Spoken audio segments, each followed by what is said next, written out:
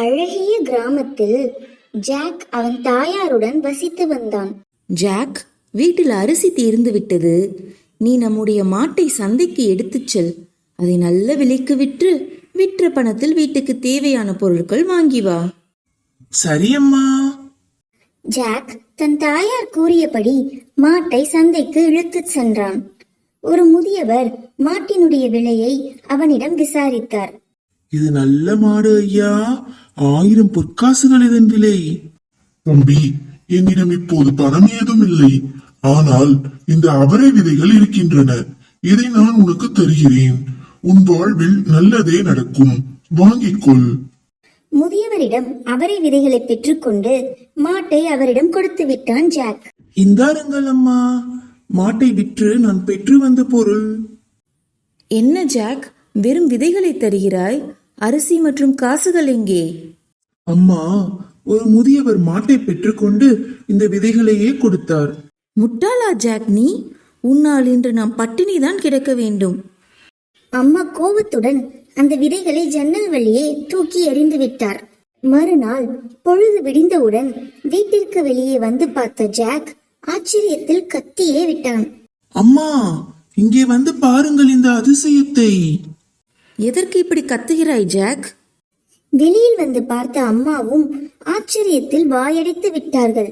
அங்கே அவரை விதைகள் இரவோடு இரவாக வளர்ந்து விண்ணை தொட்டு நின்றன. என்ன அம்மா இது, இவ்வளவு உயரமாக வளர்ந்து இருக்கிறது? மேலே என்ன இருக்கிறது என்று பார்த்து வருகிறேன். பார்த்து பத்திரமாக போ ஜாக். ஜாக் மெதுவாக அவரை கொடியை பிடித்து மேலே ஏறினான். ஏறினான் ஏறிக்கொண்டே இருந்தான். இறுதியில் வானத்தில் இருந்த ஒரு அரண்மனையில் வந்து நின்றது அது. எவ்வளவு பெரிய அரண்மனை!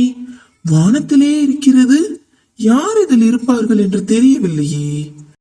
ஜாக் மெதுவாக ஒவ்வொரு அறைக்குள்ளும் சென்று பார்த்தான்.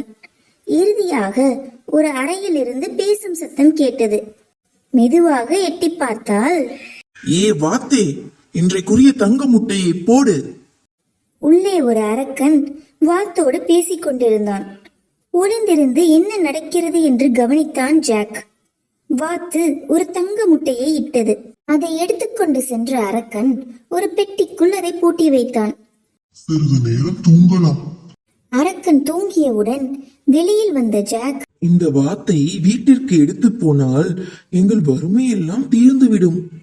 மெதுவாக வாத்தை தூக்கி கொண்டு அவரை கொடியை பிடித்துக் கொண்டு இறங்க ஆரம்பித்தான். திடீரென்று முழித்து பார்த்த அரக்கன் வாத்தை காணவில்லை என்று கண்டுபிடித்து அரண்மனை முழுவதும் தேடினான். அவரை கொடி மேலே வரை வந்திருப்பதை கவனித்த அரக்கன் எட்டி பார்த்தான். ஜாக்கும் வாத்தும் அவன் கண்ணுக்கு தெரிந்தார்கள். ஏ திருடா, என்னிடம் இருந்த திருடுகிறாய், உன்னை விடமாட்டேன் நான். அரக்கனும் கொடியை பிடித்து கீழே இறங்க ஆரம்பித்தான். அரக்கனை பார்த்த ஜாக் வேக வேகமாக இறங்கி அவன் வீட்டில் இறங்கினான். அம்மா, சீக்கிரமாக கோடாலியை எடுத்து வாருங்கள். அம்மாவும் பையனுமாக சேர்ந்து அவரை கொடையை வெட்டி வீழ்த்தினார்கள். அதில் இறங்கிக் கொண்டிருந்த அரக்கன் கீழே விழுந்து இறந்து விட்டான். அன்றிலிருந்து வாத்தையிடும் தங்க முட்டைகளை விற்று ஜாக்கும் அவன் அம்மாவும் மகிழ்வுடன் இருந்தார்கள்.